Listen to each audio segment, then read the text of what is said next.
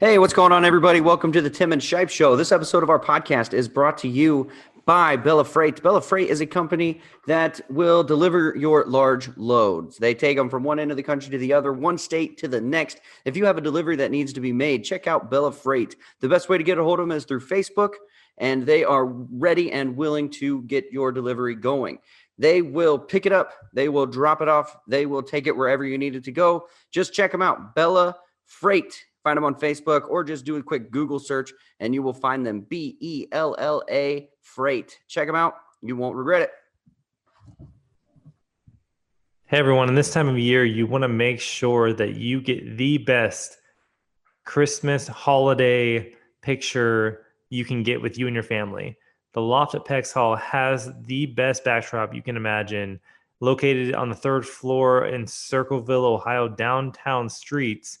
You can go to the Loft at Pex Hall, get that fantastic family picture taken to send out to all your family and friends. Or if you have a big family and you want to have a nice catered event for the holidays for your party this year, contact them, the Loft at Pex Hall. They can set you up. They have a list of caterers that can make that happen for you. They have a fantastic freight elevator that can get you to the third floor. You know, if you just need a small event, a large event, it doesn't matter. The Loft at Pex Hall, check them out on Facebook or online today. Could be up to the offensive line. No, Prince's going to throw for it. Got to get it off. They go for the ball game. Touchdown! Touchdown! Michael Jenkins! Holy Buckeye! Tebow straight ahead into the end zone, and the Gators have put this one on ice.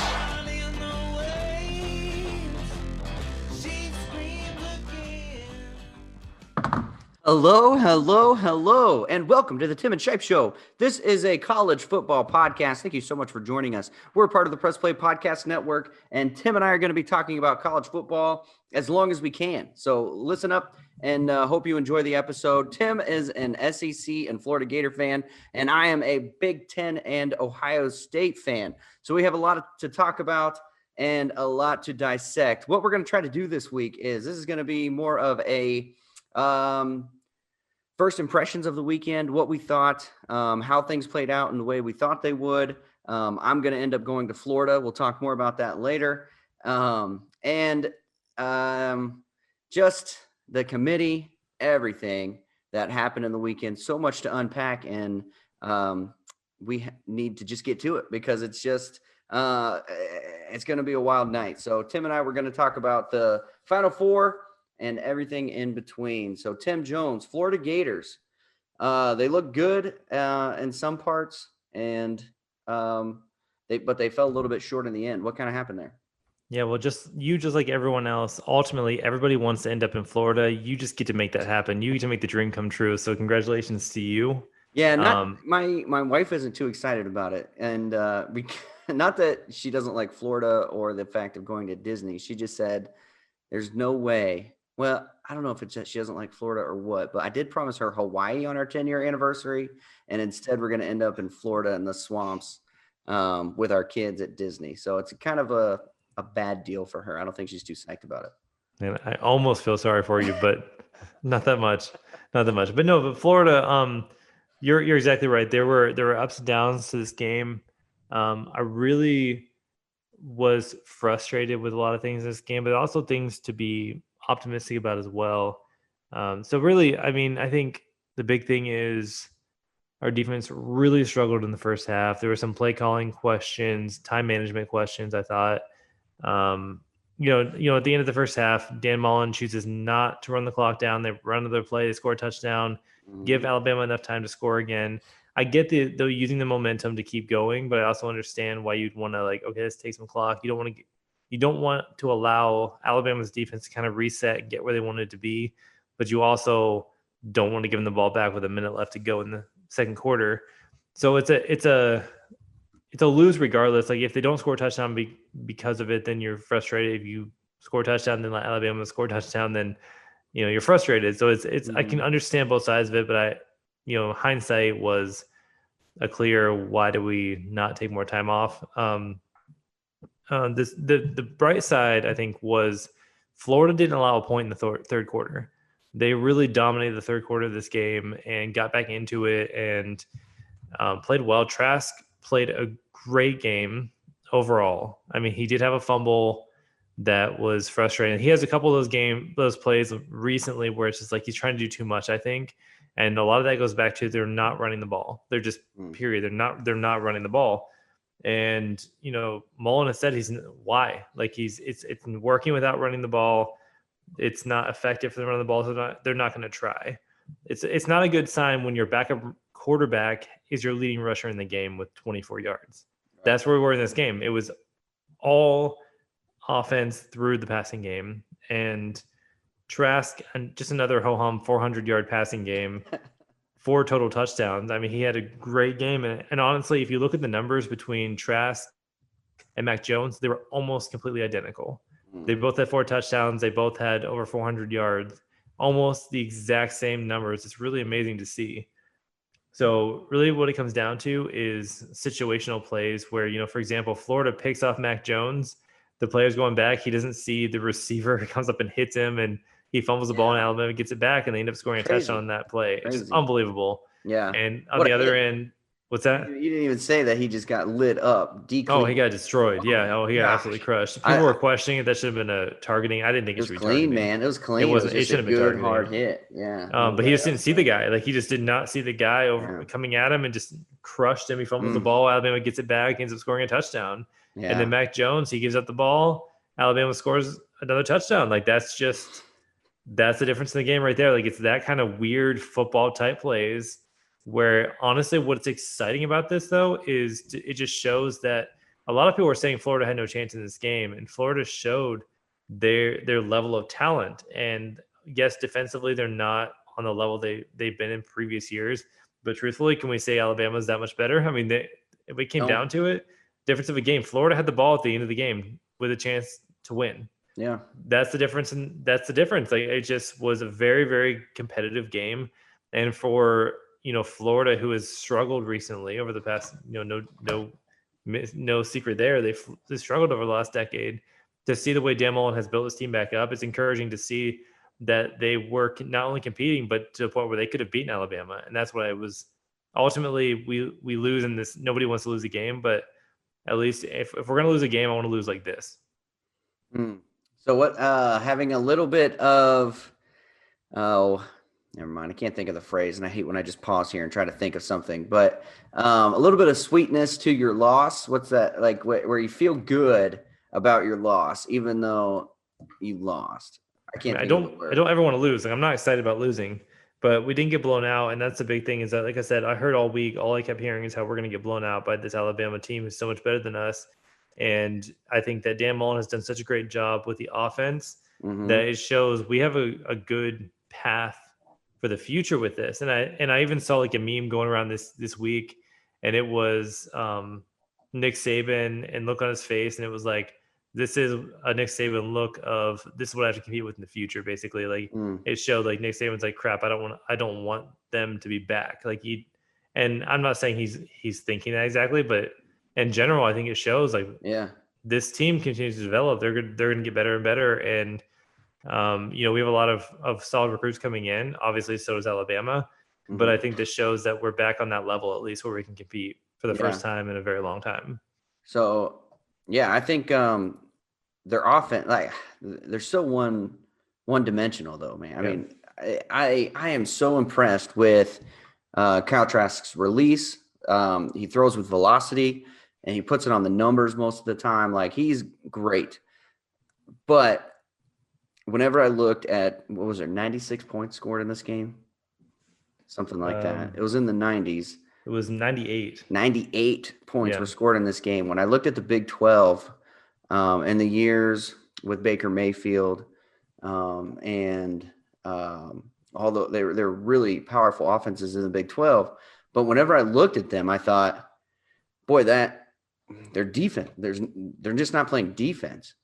And for some reason, when a lot of people look at not Notre Dame, but Alabama and Florida, they don't say, boy, what bad defenses. They say powerful offenses. It's almost like they make excuses like, Two really great offenses going at it. Of course, there's going to be points scored. But, man, 98 points in an SEC game, you just don't see that. So was it powerful offenses or was it two great offenses with really bad defense? I really do think in this situation, the difference between this and those Oklahoma teams is Oklahoma was putting these kinds of points up or allowing these kinds of points against Kansas.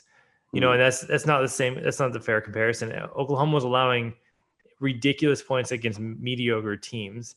And I'm not saying Florida had the best defense in the league this year, in the country this year. Obviously, they had their struggles offensively, but at the end of the day, and Alabama allowed some points that maybe they shouldn't have. Both of these teams, like they've allowed more points than what they typically would allow. But I think at the end of the day, and obviously the committee feels this way because look where they ranked Florida with 3 losses.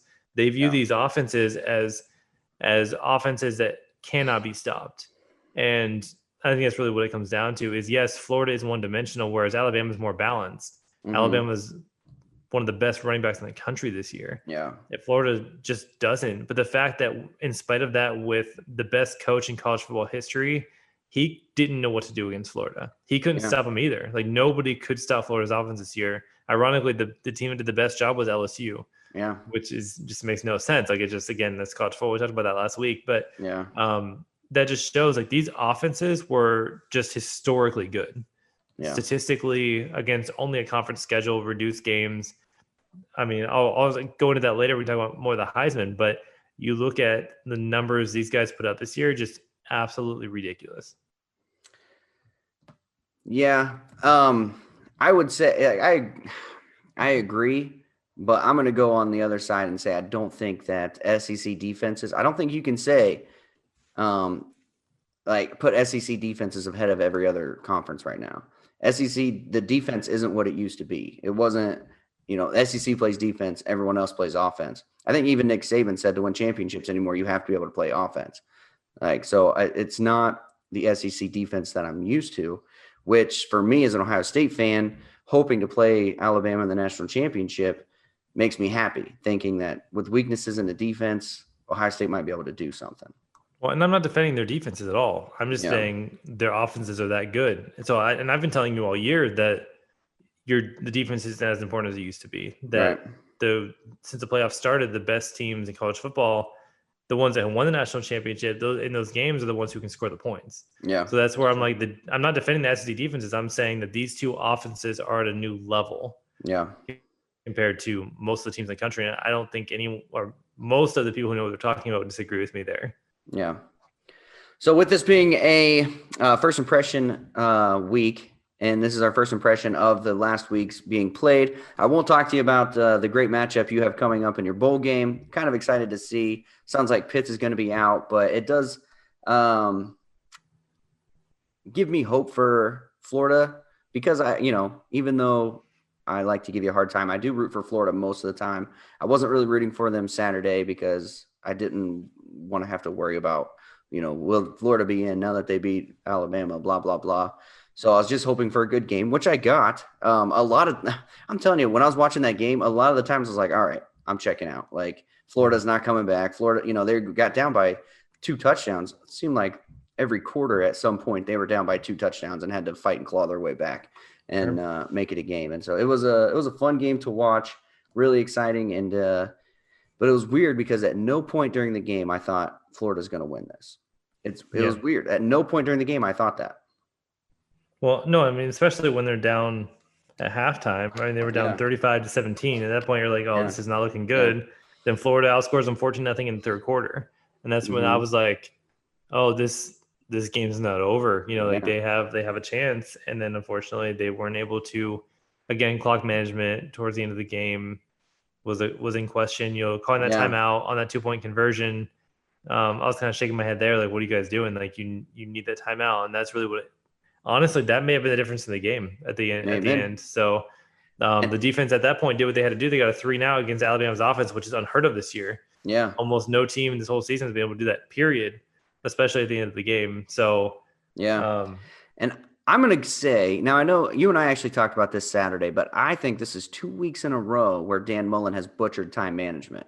Now, I know that you said that you agree with the decision against LSU when he called that timeout when LSU driving, or there's something. It was right before they kicked their field goal to take the lead. There was 20 seconds left, and Dan Mullen chose to call a timeout so they get the ball back. Give their kicker some time, get ready, because it was almost like they were rushing out there. They were trying to get set. Yeah. They were on the move. It was one of those. And Dan Mullen's like, you know what? Let me give you a favor. Timeout. You take your time. Get ready. No, the difference was he was saying we want some time to have a chance to drive on the field and tie the game if he makes it. So I understood what he was trying to do, but I also understand in that moment the announcer was like, well, why would you not just let the clock run down and you don't know for sure he's going to get it off, or at least he'll be rushed. Yeah. So I understand both sides of that argument. Like if you don't call timeout, people are like, well, you can't keep the timeouts after the game. Why would you not use one there and get the ball back? So I think either way you kind of lose in that situation. Yeah.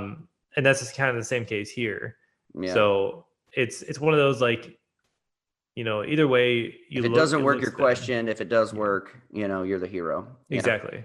Yeah. So both those situations, and I think it's the same thing this game. Like I said, there were two situations where you may question time management because it didn't work out in their favor, but he's trying to plan. Mm-hmm. So and I, especially at the end of the first half, when they didn't call it, or when they didn't run the clock down before they scored the touchdown, he was saying we had them on their heels, we had all the momentum, we just wanted to get in the end zone, get the point. We'll take the points any day. Yeah. So I understood what he was trying to do. But I also understand the frustration of, like, if you wait 30 seconds, snap the ball, score a touchdown like you just did, but who knows what's going to happen in that 30 seconds where Alabama can kind of catch their breath for a second. They may have stopped them, and then you're the villain at that point. Yeah. So basically the season's over, and we're looking back on it. I know you said at the beginning of the season, this is a playoff year or bust. And so they have 3 losses. Obviously, they're not in the playoff. The committee came out on Sunday with the results. And so, Tim, was this a letdown season, or is it a hopeful season, or is it just it is what it is kind of thing? It's both. I think part of this season comes down to 2020 being what it is. Yeah. All bets are off. We were just hoping we'd get a lot of games in. Florida played more than some other teams. And they played overall. I think they showed huge steps of progress. So I'll take the win there. Now we're not in the playoff, and that's a huge loss. And that's what I really wanted to see. And we got close. We got close this year. My only hope is we can continue to build on that and get better and continue to develop and recruit. And that's a big thing, I think, is recruiting still. We've got to do better. And I think we're number 6 right now for 2021. Mm-hmm. So we're decent, but I think we continue to build on that. So no more victories. It was playoff or bust. I really felt like this was a team that was good enough to get to the playoff. Mm-hmm. And it was a matter of, we're 3 plays away from being undefeated. We're that close. Yeah. So it's hard. Like I'm not happy with it, but it's a step in the right direction. Yeah. Yeah. I think that the loss to LSU makes us a failed season in my mind. If I'm a Florida fan, that just like when Ohio State lost to Purdue, Iowa, it ruined the season. And I think that Florida losing the way they did, even if it's close, but losing to LSU just completely killed your season. It's almost like people are glossing over that as like, who cares? It's just, it was a fluke game, which it was. It was a trap game, you guys, but you can't let that happen. And I think that, you can, 2 losses to 2 good teams, without the LSU, you lost to the number 1 team and the number 5 team in the country. I mean, those are good losses. LSU ruined your season the way I'm looking at it. Yeah, and I mean, like I said, regardless, like if we beat LSU, lose to Alabama, we're still out of the playoff. Right, so right. That's why I'm like, yeah, like it's a blip in our season. Like it's a problem. Like everyone's giving you a break. Even the committee gave you a break. Dropped you 1. Yeah, literally everyone in the talking heads, everyone is giving Florida a break when. It goes back to the way it happened, though. You can't compare that loss to those Purdue losses of Ohio State. No, and I'm not, because we got smoked in those games. Like it was embarrassed. We got but if it was any other team, Tim, you'd be saying the same thing. If it was. I'm not making an excuse for the loss. Like there's no excuse for losing that game, but I'm just saying that's not a fair comparison. I think that again it goes back to, we lost to a team that we should have lost to, and that's fine. But I also think people who watch that game, watch the whole game, can say that's a weird game. Like it was a weird game. Like there were so many things that just had to happen for LSU to win. And I'm not making excuses. Like regardless, at the end of the day, we have to beat that team. Period. No question. But at the end of that game, with all that happened, all the controversy and the weird plays that happened, and then it got down to a weird field goal where you can't even see if he made it or not. Like it was just a very unusual game. I think that's why people are giving Florida some credit in that game, because they're saying everybody knew that Florida was better than LSU, and we lose by a field goal. Like everybody knew that Florida was a better team on that field. So it was like, even me, I'm like watching this game, I'm like, I want to be mad, but I really don't know how we lost this game. Like I don't know how this final score is real. Like there's something wrong here. Like we're the better team. Yeah. So I don't know. Like I'm not making excuses. Like we don't deserve to win that game. We should have beaten them by 40. Yeah. But we didn't. So it's just one of those things. And so I mean, I agree. It's not a win for us on the season in general. Like we have to do better. We shouldn't have lost. We lost to Texas A&M because we fumbled on our last drive. Yeah. They recover. They go down, kick a game-winning field goal. And LSU, just all kinds of fluke plays in that game. And then, like I said, Alabama, I really believe if we get that turnover, we drive down the field, we score a touchdown there, that changes the whole momentum of the game. But the fact that we get the interception, we get the ball right back to Alabama, that changes the whole game in there as well. So that to me is the difference. Like I can see 3 specific points in time where we could be 3 wins instead of 3 losses, and that's just why I say we built momentum this season moving towards the future. Yeah. All right. Well, I think, and you said I've been picking on Dan Mullen all season, but I think a lot of it came down to coaching. I think you were out-coached against LSU. I think that's why you lost. Ogeron had his team ready, more prepared than Florida did, and I think it's probably because Florida was looking ahead to Alabama. I think they held out Pitts for Alabama to keep him healthy, and I think they just were looking forward to Alabama, and Dan Mullen was out-coached against LSU. That's what I'm breaking it down to. But speaking of being out-coached, let's talk Ryan Day and Ohio State for a second, because I fully, 1,000% believed Ryan Day was out-coached against Pat Fitzgerald's Northwestern team, especially in that first half. Yeah, no, I agree. Like you look at those two teams, I understand Ohio State was down some players, specifically Olave hurt them clearly. Yeah. But Northwestern didn't know Olave wasn't playing that game before the game happened, right? But it looked like Northwestern had their playbook, and they knew exactly what Ohio State was going to do in the first half, and they just honestly significantly they shut them down for the most part. Yeah. And they outplayed them in every aspect of the game. In the first half, especially in the red zone. I mean, it was we'd drive down to the red zone and just get stuffed. Like we could not do anything. And like we were still running the ball for 12 yards a carry in the first half, but it took Ryan Day until 2 minutes left in the third quarter to really start running it consistently.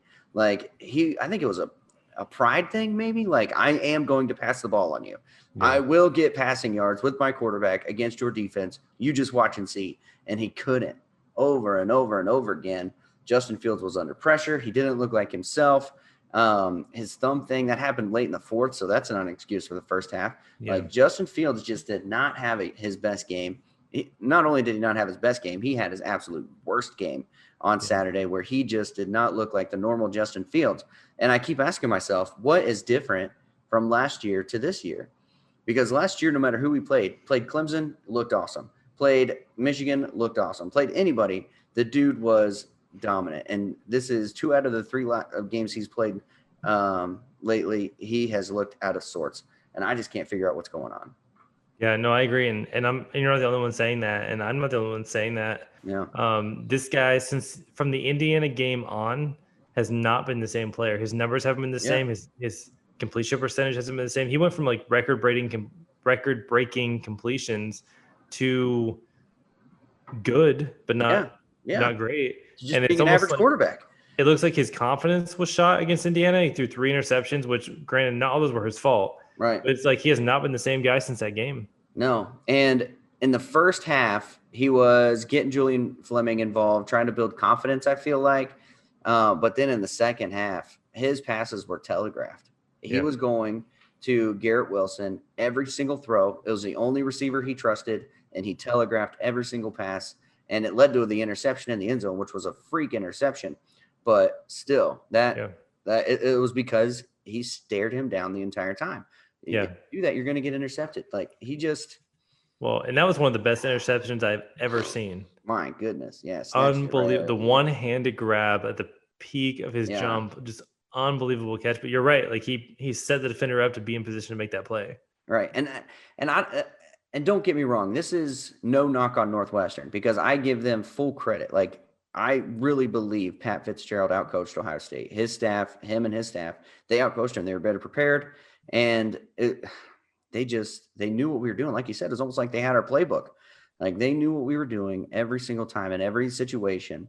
And it wasn't until we opened things up in the third quarter and told Trey Sermon, go win this thing.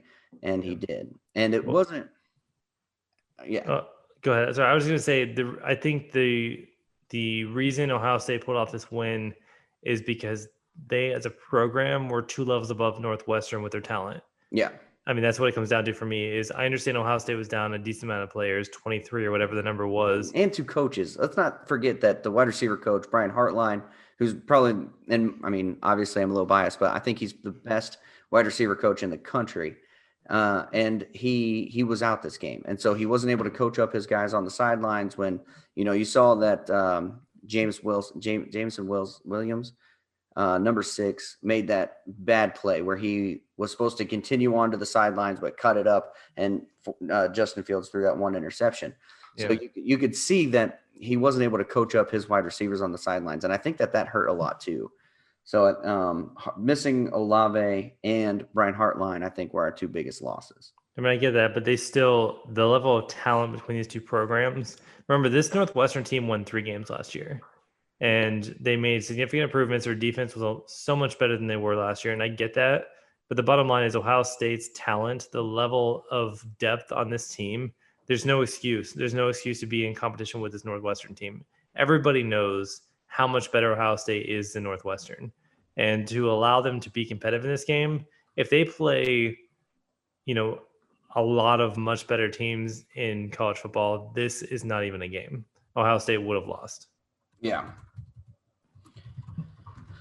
Well, I agree and I disagree, because I don't think there are many quarterbacks in the country who could have played a better half than Northwestern's guy. What's his name? I heard it. It was all night. I kept hearing his name. Whatever. People don't want to hear me just sit here and think. But Northwestern's quarterback played the best game that any quarterback could have played. That's what, he put that one on the numbers down the sideline. The center of the field, like I said, they knew our defense. They were ready. They had those plays open that leaned right into the weaknesses of our defensive backs. Kerry Combs has got to get more aggressive on defense. His guys, I've watched every single Ohio State game this season. I don't think I've seen a cornerback blitz at all. Like, they play soft on the edges, and then they try to play man or a soft zone, and it just leaves quarterbacks the ability to pick them apart. Look what Penix did at Indiana against us. Like, our defensive backs have to get better, and they have to get more aggressive. Otherwise, Trevor, we're going to be in a shootout if we want to win against Clemson. I don't think you don't want to get in a shootout with Clemson, because, for one, Trevor Lawrence knows what he's doing. Yeah, he has a lot of experience, and 2, Clemson's defense is possibly the best you're going to see this year. Oh, yeah. I mean, all overall, and I'm not trying to bash Northwestern. Like, they're a good defense, but Clemson has more athleticism, especially on the defensive line. Yeah. And they're very creative, and they can rush 3 and get to your quarterback. Yeah. And Justin Fields is a great player, but if you get to a point where he has to run every other play, like he looked like he did against Northwestern, when he had the ball in his hands, then it's going to be a really long night for Ohio State against Clemson. I hope that's not the case. That's what I feel like is going to happen. So you always say on Facebook, if you don't root 100% for Ohio State and think they're amazing, you're not a real Ohio State fan. I'm sure you see that on Florida Gator sites as well. But of course, man, I just don't feel good going into this game. I feel like this could potentially be another 31-0 score, but I do have hope because of Trey Sermon and our offensive line. All year we have been one-dimensional, and now it's almost like Trey Sermon is taking this Ezekiel Elliott style of turning it on in the playoffs and just going nuts. Yeah. He ran for 331 yards, breaking Eddie George's record that happened in 97 or 98 when he played Illinois.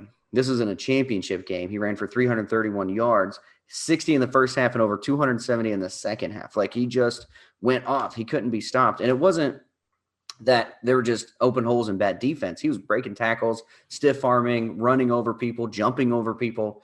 Like, he was a man on a mission. And it's good. Like, I was so happy for him. Like, I take back everything. I've said so many bad things about Trey Sermon all season long on this podcast, online, everything. Like, he just was not impressing me. And I wasn't giving him the benefit of the doubt. He had very little time to get settled in this offense. And luckily, it seems like it took him 5.5 games to get there.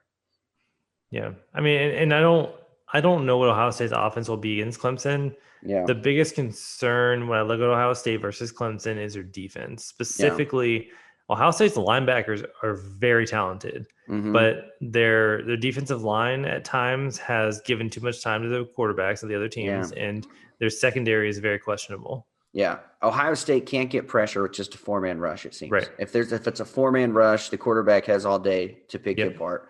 So you have to scheme to be able to put pressure on the quarterback. You're right. But the problem is, if you do that, then you end up with one-on-one matchups, and their secondary isn't talented outside of one guy.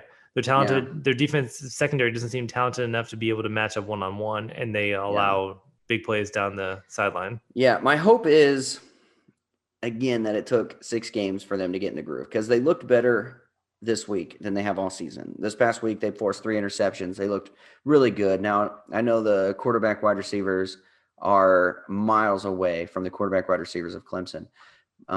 So there is that, but it seemed like they're hitting their groove. And this is with a lot of our second teamers, because Marcus Hooker, our starting safety, was out this week. And so we had Josh Proctor in there, second team, who should have had 2 picks. Dude was looking in the end zone, took his eye off the ball, and just completely dropped that one. I think I woke up my kids when I did the scream at the end of that one. Gosh, he should have just had that. But my hope is that Seven Banks and the other defensive backs are hitting their stride now, and hopefully they'll be able to hang with this Clemson offense. But I don't know though. Like I said last week, I think the fact they played half as many games, their team building is going to be lacking versus Clemson. I think Clemson has a lot more opportunities to gel exactly as a team. So I think that may end up being one of the biggest factors in this game. I think it will be a huge factor in this game, and it's like they get another 2 weeks off. It's like Ohio State has only played a game every other week since November, basically. Like, it has been really hard to gel as a team. And I'll give credit. I think James Laurinaitis said today on the radio that when you're going against, like, if I'm going against you every week, Tim, and on your scout team, I'm the number 1 guy. If I'm going against you, I'm going to know your weaknesses. So I'm going to lean into those. And that's what you see with Ohio State. It's not until you get up against game time things and you got to play each wide receiver different that you're going to be able to learn their tendencies. And, you can start getting lazy when you're playing against the same guy week in and week out. It's very smart. Makes a lot of sense. Yeah. So that's why games are just so important. And hopefully this team can get it all together. I know they're pumped for this game. Like, the juice is going to be there. There could be one person in the stands. Ohio State, they've been looking forward to this, since last year. Yeah. I saw a thing where Ryan Day has head coached against Clemson now more than he's going to against Michigan. Justin Fields is going to play more against Clemson than he is against Michigan. So they're familiar with this team, just like they are any other Big Ten team. And so hopefully, man, my hope is that they get it done, but I just don't feel confident at all. I think I'm with everyone else in the country where they think there are 2 teams this year and no one else. Yeah. Clemson, Alabama just looks so much better. It's looks like it may as well just be a 2-team playoff versus 4, but you never know. That's why you play the games. Yeah. Unlike unless you're Ohio State this year, then you don't have to play the games and it's fine. So there are two good teams this year, and that's going to lead me into my next segment about why there should only be 4 teams in the playoff. But before we get to that, let's hear from the other shows on the press. Hello, Brooks here with the Books with Brooks monthly book club podcast. We read one book a month and then we talk about it. Books like Stephen King's The Shining or Where the Crawdads Sing by Delia Owens. If you're on the hunt for book recommendations and enjoy sparkling conversation, come read along with us and then listen in.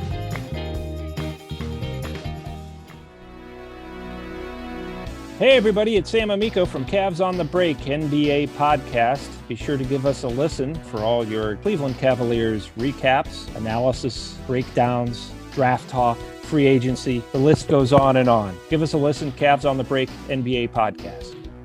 Hey everyone, it's Cameron Justice, co-host of the Orange is Orange or Browns podcast. Make sure you check us out for everything Browns. We got you covered before the game, after the game. Here are our takes, here are our feedback, here are our criticisms, and our praises. If you like the Browns, you're going to love this podcast.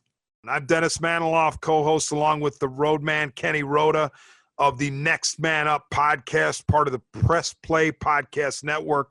Roadman and I do a deep dive into Browns, Indians, Cavs, Ohio State, and anything else that's on the sports fan's mind.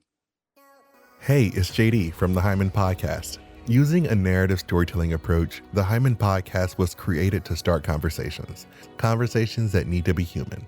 Week by week, I'll break down walls and barriers and make people wildly uncomfortable, all the while giving a voice to the voiceless and the marginalized. Consider this your personal invitation to be part of that conversation.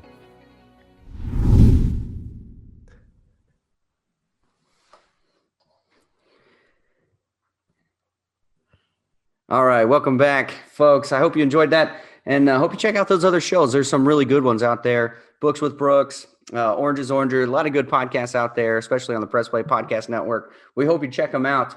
So, but let's talk 14 playoff, because this is one, Tim, where we have disagreed. It's not like we agree on a whole lot, but this is one that we really, really disagree on, because I'm on the impression that 4 is almost too many teams in the playoff, but I think it's just right. I think it's just perfect. You want to expand to 8 or 6? 8.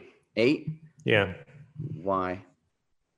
Just because I think that right now, as this committee has developed with this playoff, it's become more watered down. It's become more political. It's become more of a publicity stunt or a popularity contest versus who actually deserves to be in the playoff. And so I think the best way of fixing that, and some would argue it's more watering it down, I would say you put 8 teams in there, then there is no argument. Like, if you can't be one of the top 8 teams, you don't deserve to be in the conversation anyway. But if you're in the top 8 teams and you're like, well, then you have a two-loss team in there, like, okay, but that's fine. Now this undefeated team, they've earned that top spot. They get to play this team with 2 losses. And, it might be almost like a little bit easier of a game, of bye week almost. And I'm okay with that. Like, I don't think that changes the level of competition.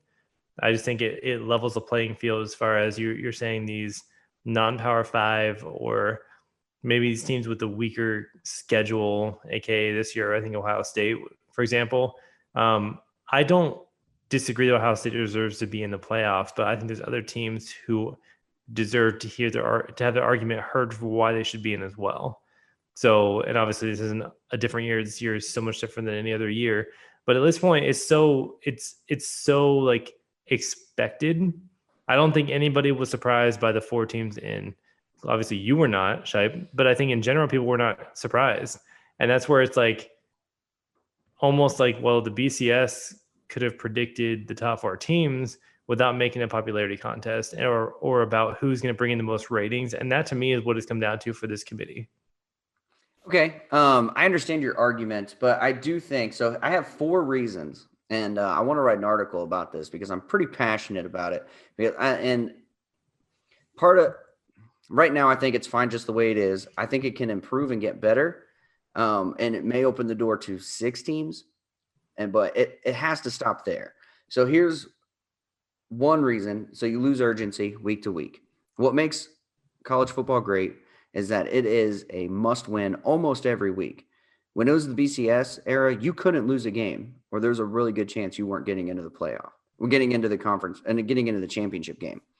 And so now you can lose one game as long as it's to the right team and at the right time of the year. You can lose one game. And if you expand that out, you could probably lose 2, maybe even 3 games if it's a committee to the right teams at the right time of the year. And so every week, the more teams you put in there, every week you care less about the games. You still want your team to win, but if you lose, you're like, that's fine. But if Ohio State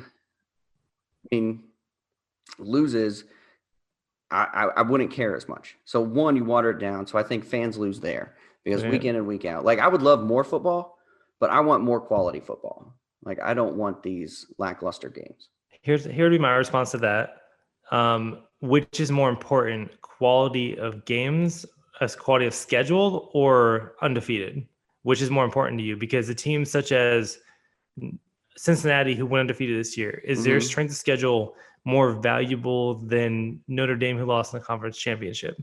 So they have a loss, but which one of those teams deserves to be more? If you're saying no, I don't think what you're more saying valuable, I don't think what you're saying is relevant to my point. Like, I understand, like, going undefeated. If Cincinnati doesn't, your whole point was being undefeated is what deserves to get you in. No. My whole point was that each week is urgent. Like, each week means something. Like, Cincinnati, you have to go undefeated, otherwise you're not even considered. And even this year, I think if this wasn't a pandemic year and Cincinnati beats their non-conference, then they're right in the conversation. So I don't think you can really compare this year Cincinnati to any other year, but I think it's all about the urgency of having to win every game. And so every game, when the coaches have to look at every play from every week that the team before them has played, they have to understand their teams. And there's that urgency, that drive that I have to be perfect. And like, I know that being perfect is unreasonable. Like, most people say you can't be perfect. But it used to be in college football, you have to be perfect. You have to play the perfect game every week. And now, even with 4 teams, you're getting away from that. Right. Well, and I understand what you're saying. That doesn't change my argument, though, because look at UCF a few years ago. UCF played a decent schedule. They went undefeated. They weren't even considered. They weren't even in the top 15 versus teams who had losses. They were the only undefeated team and they didn't get in the playoff because other teams played conference schedules. So what I'm hearing is BCS. What? It would have been the same with the BCS. Not necessarily. Undefeated group of 5 doesn't get in over maybe a one, But that's not the conversation we're having, though. The conversation is which is more valuable, being undefeated or your strength of schedule, or like having a schedule that's worth playing. So what I'm saying is, why would Ohio State or Florida or any other Power 5 conference have any motivation to schedule any other good teams outside of their conference when they're rewarded by saying, if you do enough, you can play garbage teams outside of your conference, only play a real conference schedule, and we're going to put you in if you're undefeated? Then why would they play? Why would Ohio State play Oregon? Why would Florida continue to play Florida State? Well, let me wrap my head around what you're saying, because your argument before was that the BCS is better than the playoffs. No, I'm saying we may as well go back to that, because at least there they were unbiased with, media attention or money making, those sorts of things. That's my whole point, is like, at least they're looking at like numbers to determine the best teams, not what is going to be the best political move for them as a committee. No, I think quality wins are important. And committee doesn't say that, though. Well, I think if you play in a Power 5, the assumption is that you're playing more quality games than a non-Power 5. So would you rather watch Ohio State play Oregon, play good opponents, or would you rather them water down their non-conference because it doesn't matter? As long as they're undefeated, they'll get into the playoff because there's only 4 teams getting in. Or would you rather expand to 8, play Oregon, play some of these better non-conference opponents, and then you may lose one of those games? Not necessarily, because you're not going to play those games. If you want to, there's still going to be benefits of going undefeated and being number 1 or number 2. But I'm talking about like you're going to get advantages. Like if you play, obviously watching the games, I'd rather play better opponents. That's what I'm saying, though. I'm talking about the quality of games, quality of opponents. I would rather watch 3 quality non-conference games where maybe you do lose one, but you're not automatically out of the conversation because you have a loss. Yeah, but I think it's going to get to 2 or 3 losses. Like at Florida, I think they would be in an 18 playoff this year with 3 losses. Not one of those losses would matter. But you And said they'd this year still get a doesn't. chance. I'm not talking about this year though. I'm talking about in general. But I'm saying in general, that's how it's gonna. That's how it would be every season. You could still have 3 losses and be in. So yeah, I still think that teams are going to schedule those crappy games, those crappy non-conferences. It doesn't change that. Teams are still going to fight to win. Like the BCS, the BCS was good because it weighed those games against the others. Like those quality games. And let's face it, like revenues are driving these teams, these games. And so I think most ADs are going to schedule, the Oregon's, Oklahoma's, Florida's, Ohio State's, and the beginning of the season. They go, Ohio State has Georgia.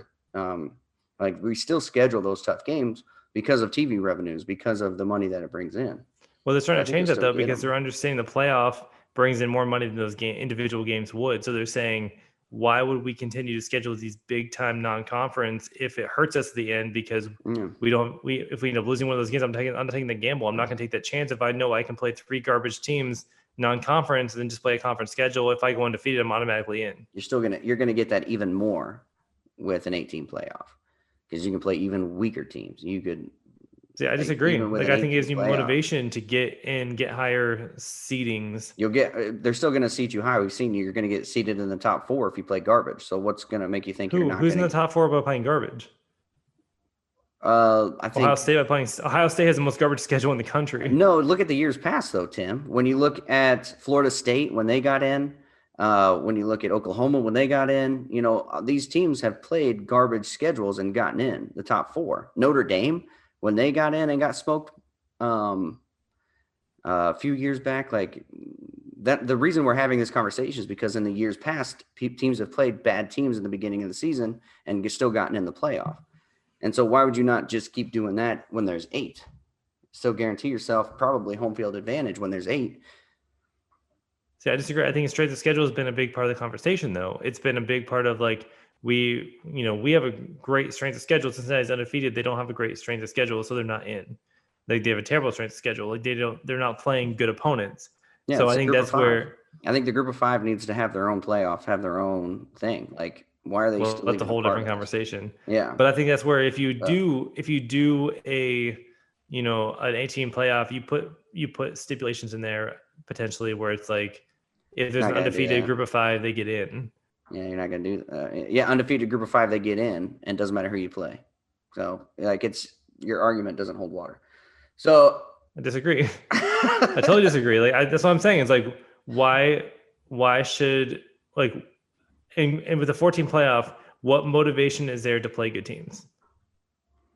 With an 18 playoff, what motivation? 14 playoff. But I'm asking you the same question on 8. That's my whole point. I'm asking you the same question about 8 teams. What's the motivation to play good teams? Because then if you have one loss, you're like, well, I do have one loss, but look at who we beat. Our one loss might hurt, but look at who we beat in the process. But I'm saying you could have 3 losses. And look who we lost to. It's the same, Tim. But if you have 3 losses, you could play worse teams. But nobody is saying Florida deserves to be in the playoff with 3 losses. That's what I'm saying. It's like nobody with 8 they would be. They wouldn't. They wouldn't. Be 8. There's nobody saying Florida deserves to be in the playoff. If their only loss was to Alabama the last week, like if their third loss was to Alabama by 5 points, last game of the season, you better believe there are going to be people saying that they deserve to be in the top 8 and get another crack at it. I guarantee it. Well, of course, people are going to say that. It doesn't mean it's real. Like, no, I it's don't real. think They would be being in. honest is going to be like they deserve to be in. Alabama is going to drop 1. What didn't they just drop 1 again? What at 8th now? In Florida? Yeah. Yeah, something like that. Yeah, they would be in, Tim, with 3 losses. I'm not saying they deserve to be in though. That doesn't change my argument. Doesn't matter. It does, Tim. It doesn't change. No, but if with there were 8 teams, it gets more watered down. What I'm saying is, if there were an 18 playoff, do you think Florida would have been 8th? There's no way. There's no way they wouldn't have put them 8th. Yes, they would. They're putting them 8th because whatever, it doesn't matter. Tim, if it was an 18 playoff, they would put the top 4 SEC teams in right now. Come on, because that's what they believe. I guarantee Georgia would be in. Florida would be in. They put Florida where they are because for the same reason they did the rankings the way they did last week, because they wanted Alabama and Florida to be a good game so they can make more money, which it worked. They had great ratings. So now they put Florida where they are because they put Florida against Oklahoma. They're going to get great ratings again. It's a great matchup. It's a fun game. That's the reason they did it. If this is a 18 playoff, Florida's number 9. I guarantee it. I think a 3-loss SEC team would be in, no questions asked. I almost guarantee it. Well, we're never going to agree on that. All right. So next one, option 2. That's only number 1, folks. In college football, what makes college football great, in my opinion, is I think there have since Notre Dame of the, what was it? When were they dominant? In the 80s? Notre Dame of the 80s. Anyway, all the way back to the beginning of college football, I believe in college football, there have been the haves and the haves and the have-nots. It has always been the case. Notre Dame, the players always went to the teams that attracted TV and viewers and ones that they felt they could get their most exposure, get to the NFL. It's college football.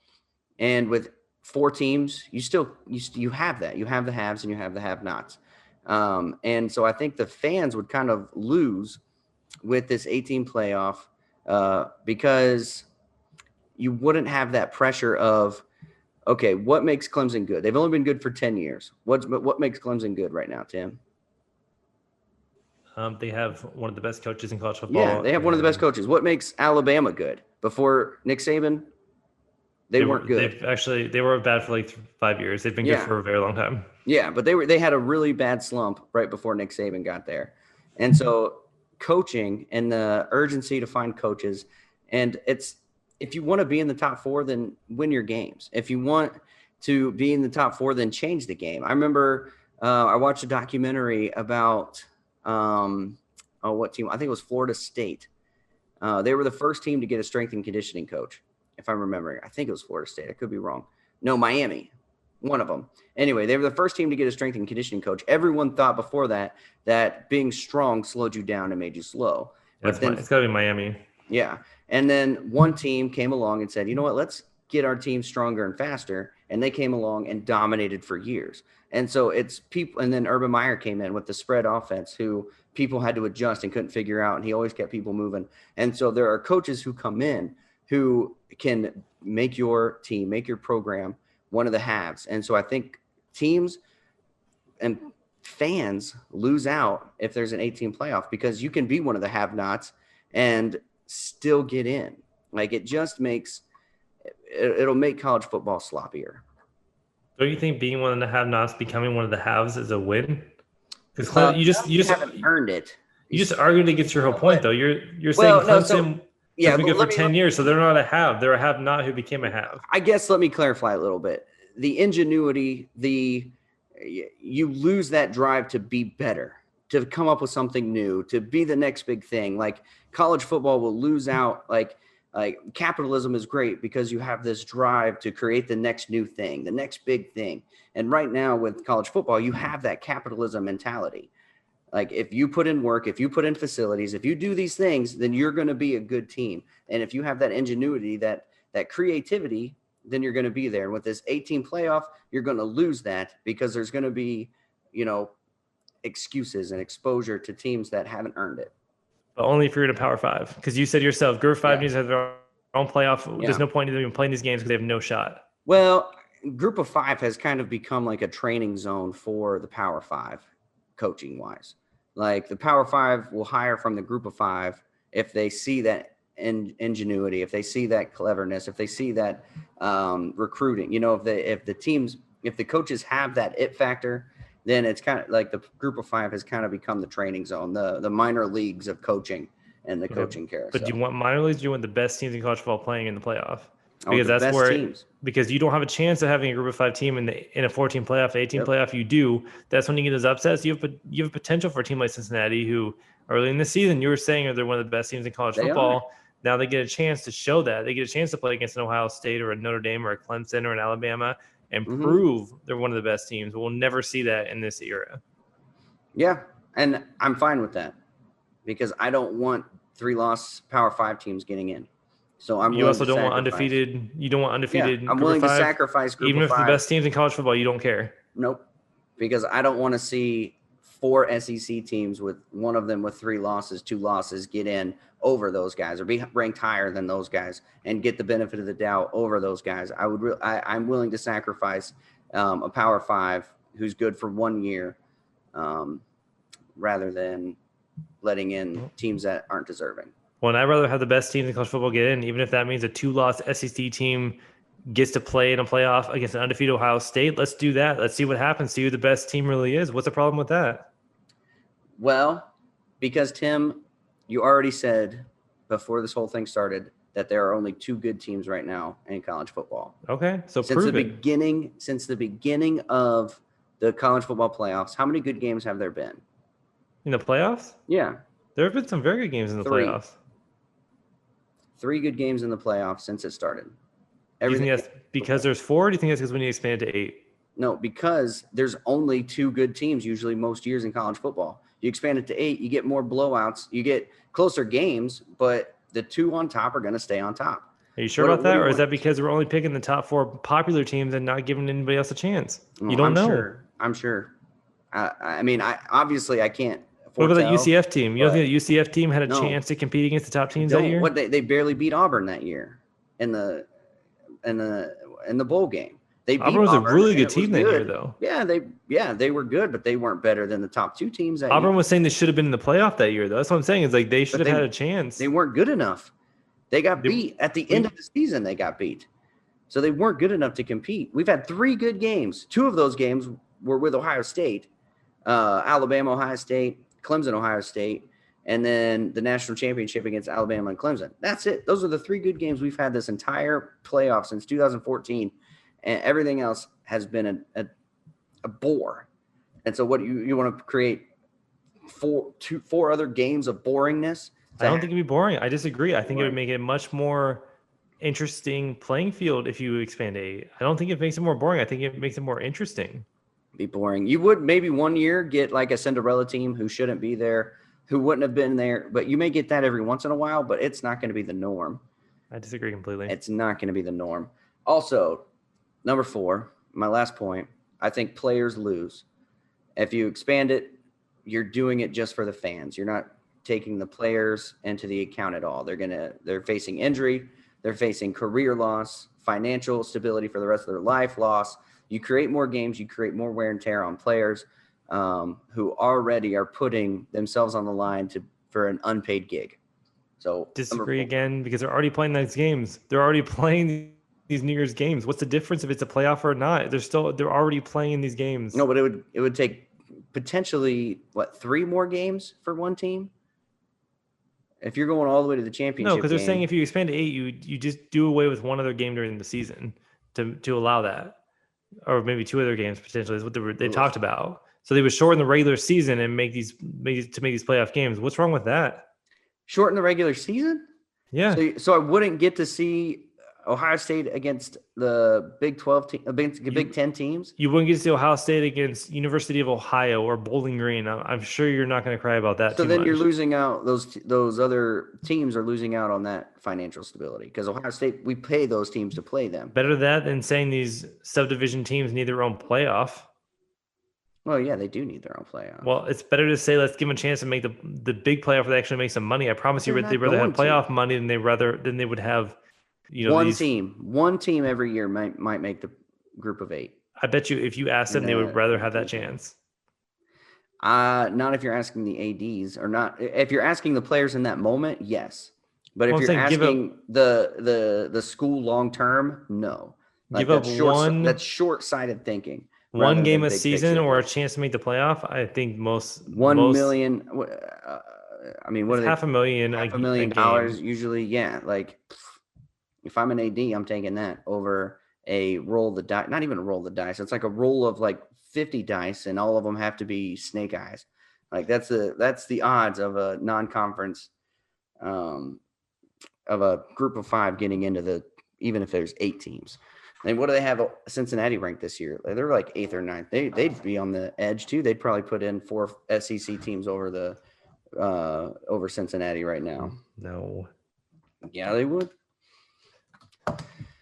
Oh, 4 maybe too many. We already said even this year there are 2 good teams. Last year there was 1 good team. The year before that there were 2 good teams. Yeah. So I think you lose what makes college football great if you put in 4 teams.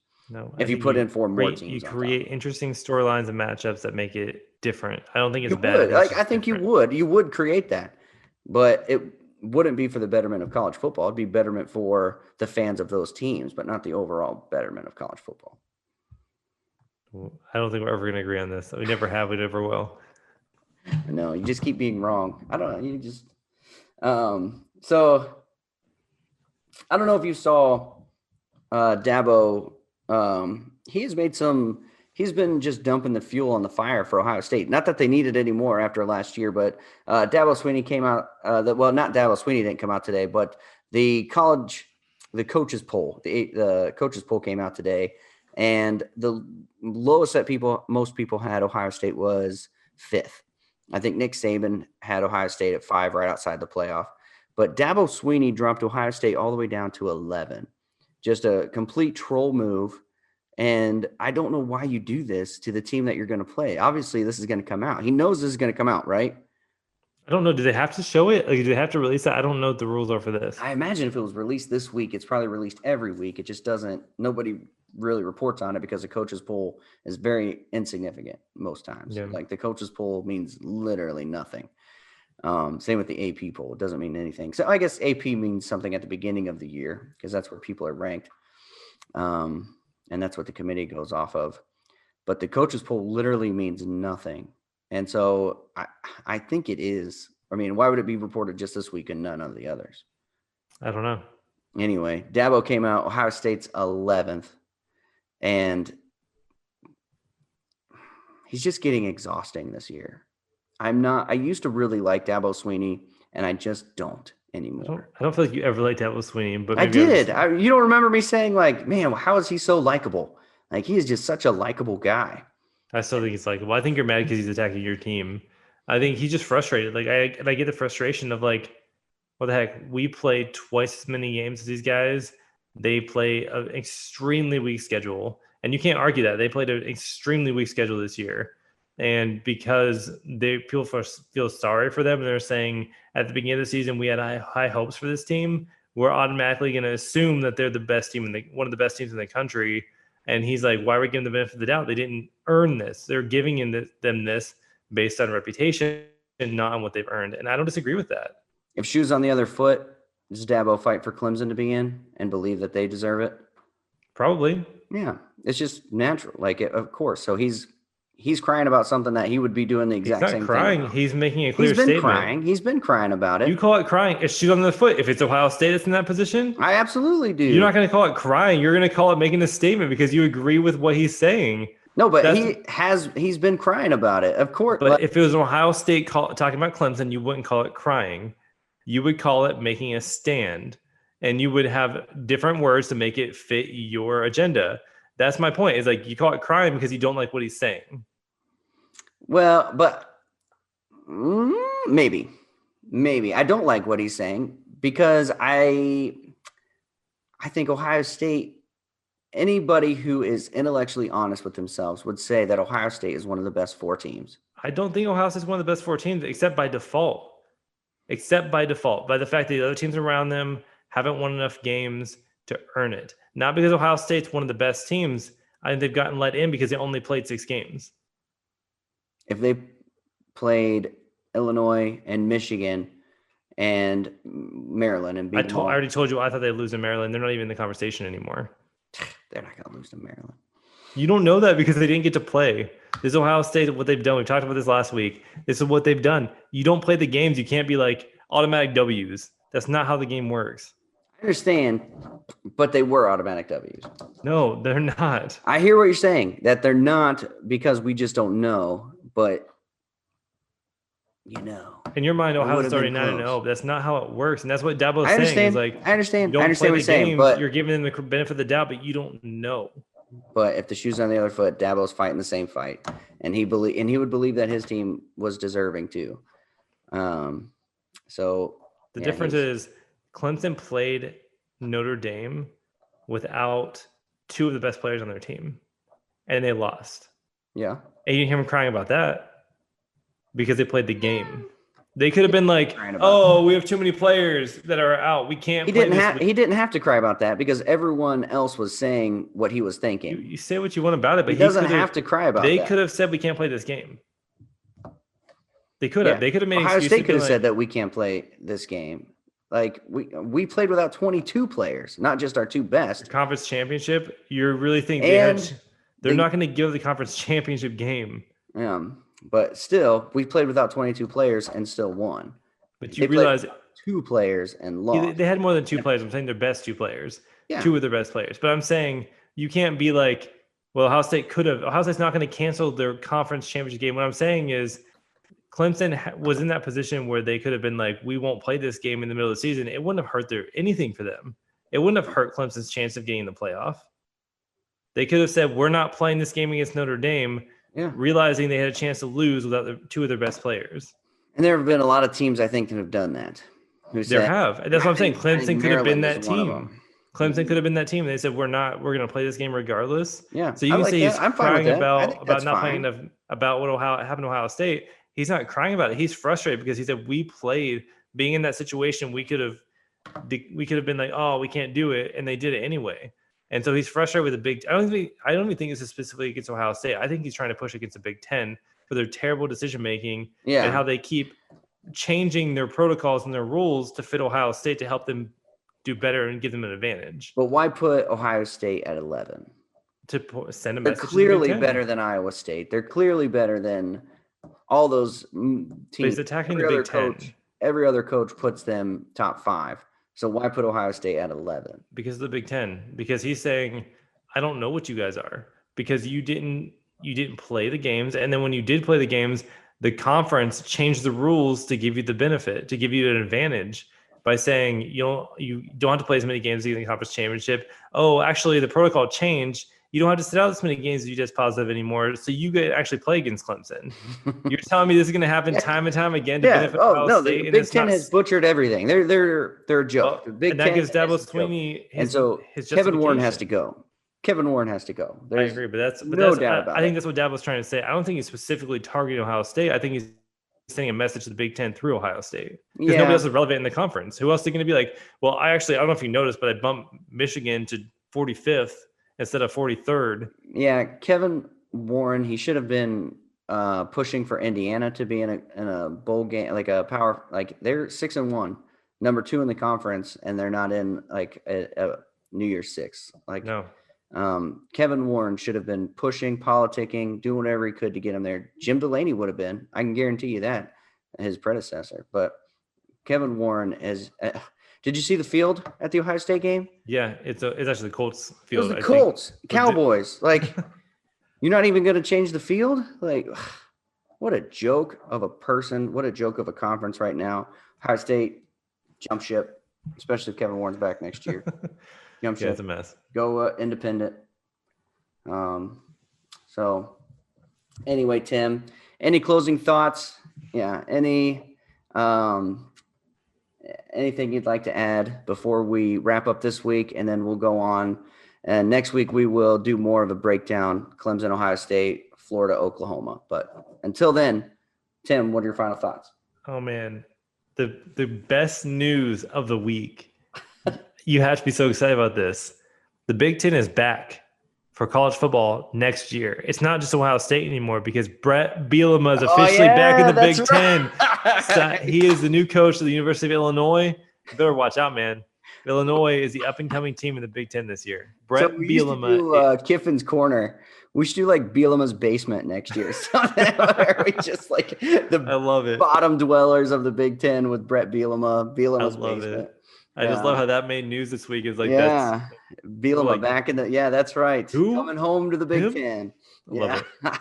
That's great. Oh, what a way to end the show. Good call, Tim. All right. Thank you all so much to our listeners. Thank you to our sponsors, the Press Play Podcast Network, everyone involved to make this show possible. We appreciate the heck out of all of you. Thank you so much. And we'll catch you next week, and we'll catch you next time. Go Bucks. Go Gators.